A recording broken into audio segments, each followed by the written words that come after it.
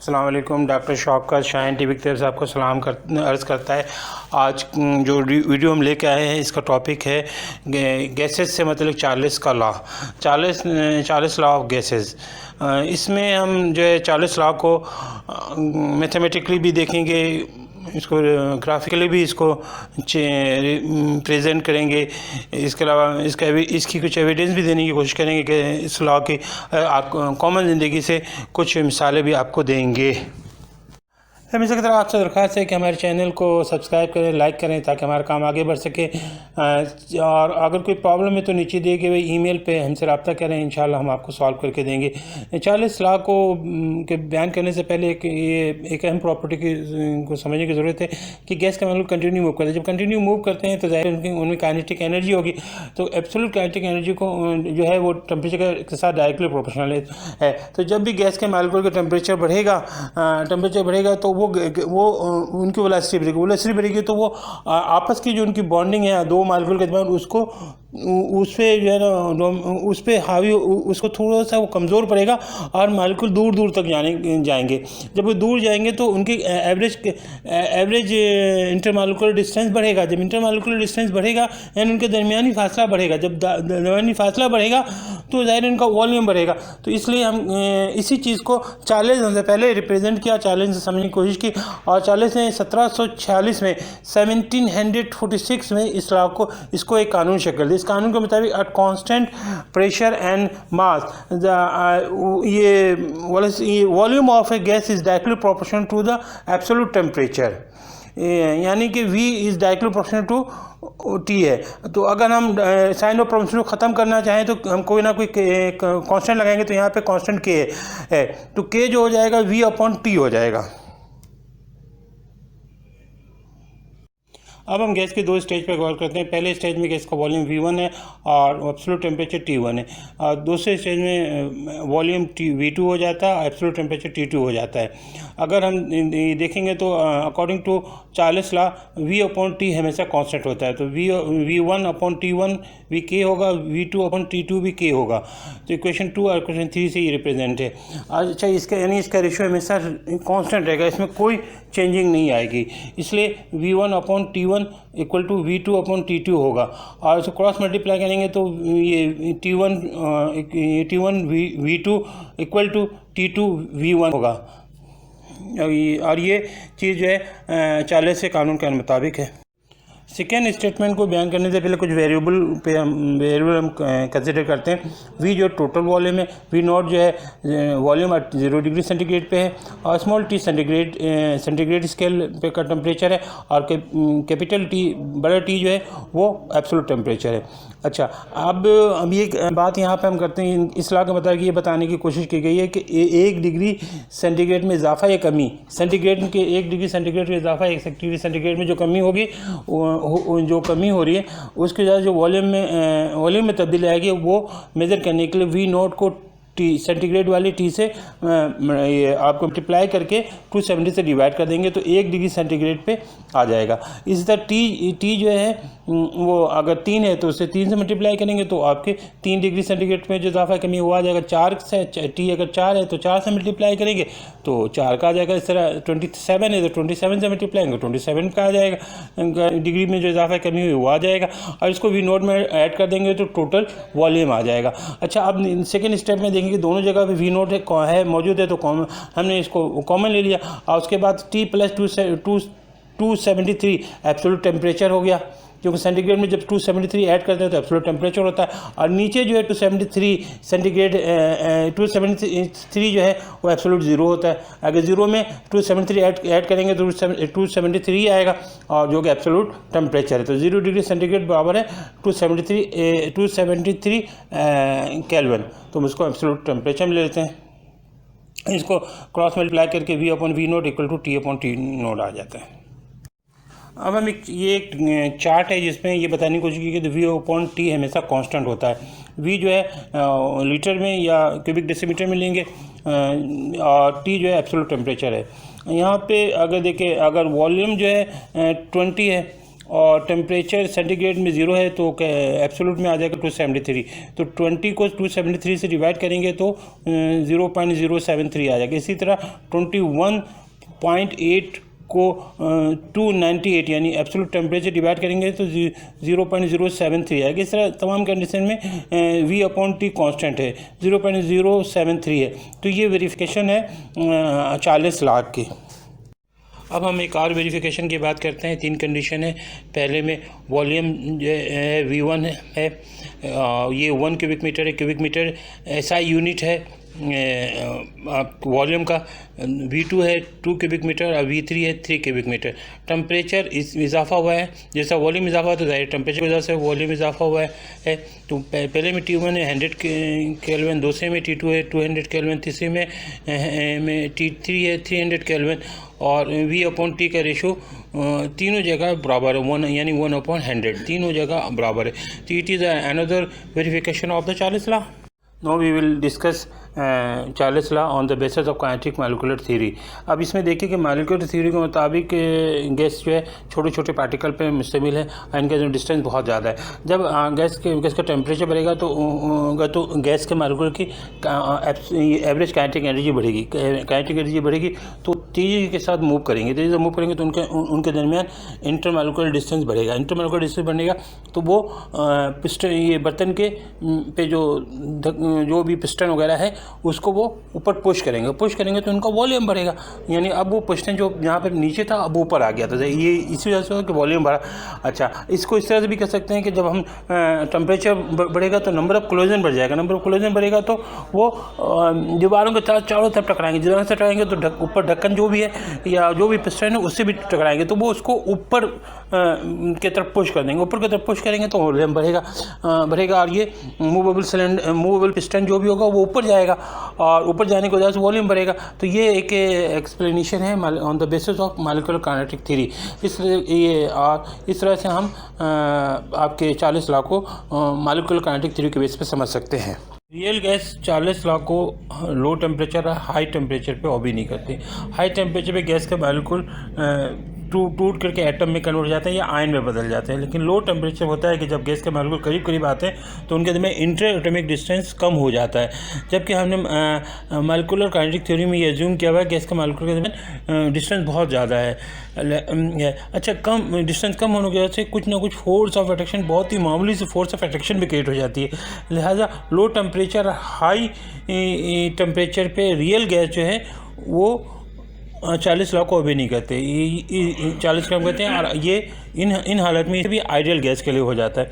इसी तरह graphical presentation पे बात करें तो हम अगर एक्स एक्सेस पे हम टेम्परेचर को लें और वाई एक्सेस पे वॉल्यूम को लें तो हम एक ग्राफ बना सकते हैं। तो ये जो ग्राफ आता है वो स्ट्रेट लाइन होता है। अच्छा, आप 0 डिग्री सेंटीग्रेड पे कुछ ना कुछ वॉल्यूम तो होता है हर गैस का, तो ये ज़ाहिर एक्सेस 0 एक्सेस ये ओरिजिन को नहीं छुएगा और तो कुछ ना कुछ वॉल्यूम की वैल्यू होती है, वाई एक्सेस पे कुछ ना कुछ वैल्यू होती है। उसको मैं एक्सटेंड करें तो हम देखते हैं कि -273 डिग्री सेंटीग्रेड पे यानी 0 केल्विन पे ये जो है वॉल्यूम 0 हो जाता है, तो वॉल्यूम ख़त्म हो जाता है। ये तो law of conservation of mass के बिल्कुल ख़िलाफ़ है। ये क्यों कहाँ जाता है?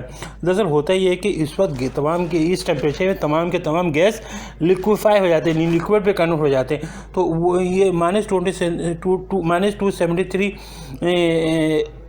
सेल्सियस या 0 केल्विन वो टेम्परेचर है ये है जिस पे तमाम के तमाम गैस लिक्विफाई हो जाते हैं, लिक्विड में कन्वर्ट हो जाते हैं। इस ग्राफ को देखें तो ऐसा लगता है कि -273 पे जा कर के तमाम के तमाम गैस का वजूद ख़त्म हो जाता है। नहीं, गैस के होता ये है कि गैस के तमाम मालिकुल या वो एटम जो भी होते हैं गैस के मालिकुल एटम कन्वर्ट हो जाते हैं लिक्विड में। यानी उनका डिस्टेंस इतना ज़्यादा उनमें जो है उनके जो काइनेटिक एनर्जी इतनी कम हो जाती है कि वो गैस के फॉर्म में सर्वाइव नहीं कर सकते हैं। तो -273 जो है वो टेम्परेचर है जिस पे सबसे कम वाइब्रेशनल मोशन होता है और इस टेम्परेचर पे जाके हीट एनर्जी तक नहीं होती है। Absolute temperature the lowest possible temperature where nothing could be colder and no heat energy remain in the substance. Absolute zero is a point at which the fundamental particle of nature have minimal vibrational motion, retaining only quantum mechanical zero point energy induced particle motion. यानी कि इस वक्त में 0 point energy induce होती है particle के अंदर। अब हम एब्सोल्यूट ज़ीरो पे हम इस बात को साबित करने की कोशिश करेंगे कि गैस का वॉल्यूम ज़ीरो हो जाता है। अच्छा, इसके लिए हम जो है 0 डिग्री सेंटीग्रेड यानी वी नोट पे वॉल्यूम लेते हैं 50 क्यूबिक डेसीमीटर। अच्छा, इस वे एब्सोल्यूट टेम्परेचर जो है वो आपके 273 हो गया। अच्छा, 273 केल्विन और 0 डिग्री सेंटीग्रेड पर वॉल्यूम है 50 क्यूबिक डेसीमीटर। अच्छा, किसी खास टेम्परेचर पे जो हो जाएगा 40 के कानून के सेकंड स्टेटमेंट को हो जाएगा VT जो हो जाएगा v naught plus v naught into t upon 273। अच्छा, इसके मतलब अगर हम मालूम करेंगे -100 डिग्री सेंटीग्रेड पे जो वॉल्यूम होगा वो 50 से कम होकर 31.7 क्यूबिक डेसीमीटर हो जाएगा। -200 डिग्री सेंटीग्रेड पे और मजीद कम होगा 13.7 क्यूबिक डेसीमीटर हो जाएगा। अच्छा, -273 क्यूबिक डेसीमीटर पे और भी कम होकर के ज़ीरो हो जाएगा। लिहाजा गैस जो है कोई एग्जिस्ट नहीं करते, सब लिक्विफाई हो जाते हैं। -273 वो टेम्परेचर है जिस पे आइडियल गैस का वॉल्यूम ज़ीरो हो जाता है,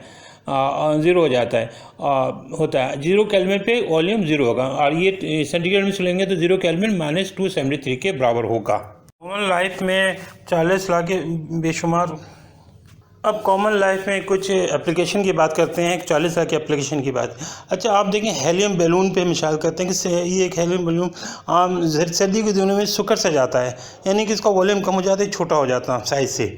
अच्छा, लीक ना भी हो तो आप अगर मौसम बहुत सर्द है तो ये छोटा हो जाता है, लेकिन जब इसको आप वापस एक कमरे में आते हैं, कमरा आपका गर्म होता है, हीटर चल रहा होता है, तो आप देखते हैं कि ये वापस बैलून अपने नॉर्मल हालत में आ गया, वापस नॉर्मल हालत में आ गया।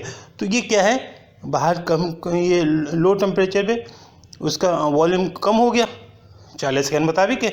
जब वापस आए आपने टेम्परेचर बढ़ाया, वो उसका वॉल्यूम बढ़ गया, वो नॉर्मल हो गया। इस तरह एक एग्जांपल ले लें, आप जो एक बैलून को लें, उसको आइस वाटर में डाल दें, आप देखेंगे साइज से छोटा हो गया। उसके बाद उसको आप ले जा करके नॉर्मल टेम्परेचर रहेंगे, उसके बाद उसको बॉयल कोई नॉर्मल जब रूम टेम्परेचर आ जाए उसके बाद उसको हल्का बॉइलिंग वाटर में डालें, आप देखेंगे कि वॉल्यूम में इजाफा हुआ। तो ये चीज़ वही 40 ने यही तो कहा था कि at constant mass and pressure volume is directly proportional to absolute temperature. जैसे जैसे टेम्परेचर बढ़ेगा वॉल्यूम बढ़ेगा, टेम्परेचर कम होगा वॉल्यूम कम होगा। अब 40 का एक और एग्जांपल देखते हैं, हॉट एयर बैलून।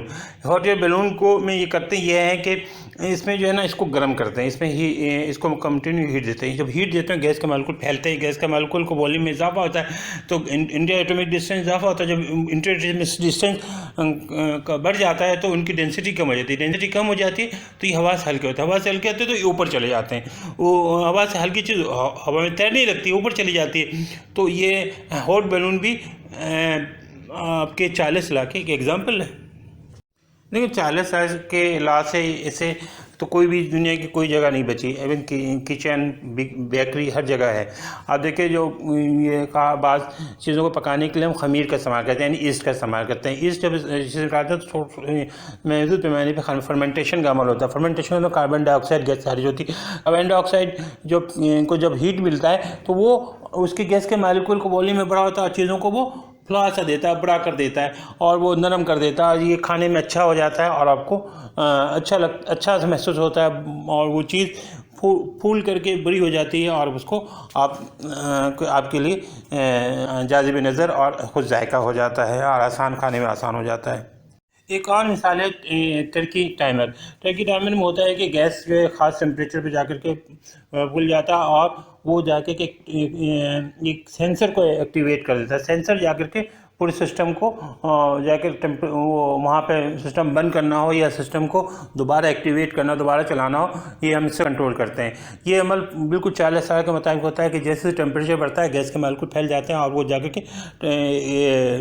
सेंसर को एक्टिवेट करते हैं, एक्टिवेट कर देते हैं। आपने अक्सर देखा होगा पिंग पोंग बॉल जो है चिपक से जाते हैं और अक्सर होता है कि इसमें अब बदशक्ल हो जाते हैं, चिपटे हो जाते हैं। तो इसको आप जो है ना जब हम गर्म पानी में डालेंगे तो आप देखते हैं कि ये नॉर्मल हो जाते हैं, बिल्कुल नए जैसे हो जाते हैं। होता है क्या कि जब गर्म पानी डालते हैं तो इसके अंदर मौजूद जो गैस है वो फैलता है, फैल करके इसको नॉर्मल ले आता है। ठीक है, आपके घर में मुख्तलिफ स्प्रे बोतल होगा, स्प्रे की बोतल वगैरह होंगे, इसमें परफ्यूम के बोतल होंगे, सब होंगे। इसमें एक चीज़ लिखा होता है कि इसको हाई टेम्परेचर पे ना रखें। क्यों?